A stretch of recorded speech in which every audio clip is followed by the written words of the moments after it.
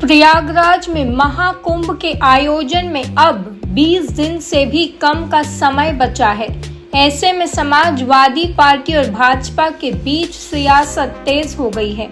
पिछले 3-4 दिनों से सपा अध्यक्ष अखिलेश यादव लगातार महाकुंभ की तैयारियों को लेकर योगी सरकार पर हमलावर है। पांटून पुल के निर्माण से लेकर बिजली और सुरक्षा व्यवस्था से लेकर सवाल उठा रहे हैं।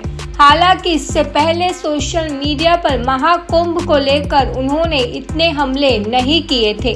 सपा अध्यक्ष अखिलेश यादव ने पिछले दिनों से महाकुंभ को लेकर योगी सरकार पर हमले तेज कर दिए हैं।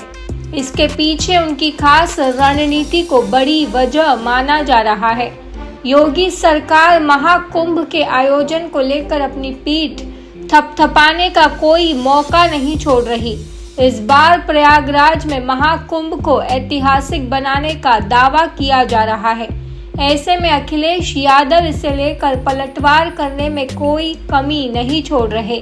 यूपी उपचुनाव में हार के बाद सपा अध्यक्ष 2027 की तैयारी में जुट गए हैं और योगी सरकार को घेरते हुए अपने पक्ष में माहौल बनाने की कोशिश कर रहे हैं।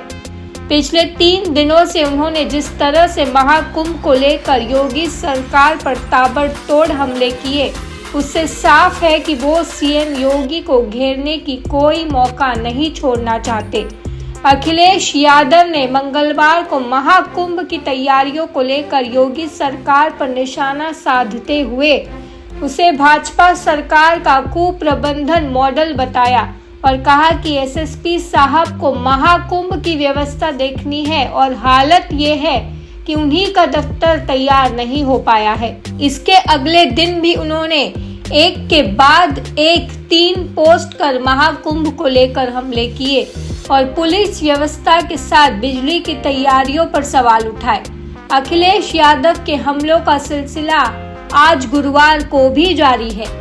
आज सुबह भी उन्होंने महाकुंभ में अधूरे पांटून पुल निर्माण को लेकर योगी सरकार को आड़े हाथों लिया और अब तक सिर्फ 40% काम पूरा होने का आरोप लगाया।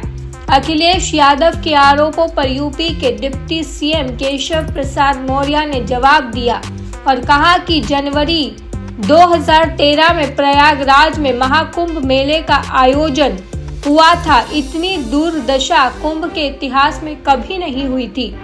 इस मेले के आयोजन की व्यवस्था उन्होंने अपने चाचा आजम खान को सौंपी थी, जिसमें तीर्थ यात्रियों को दुर्घटना तक का शिकार होना पड़ा था। कई यात्रियों की मौत हो गई थी।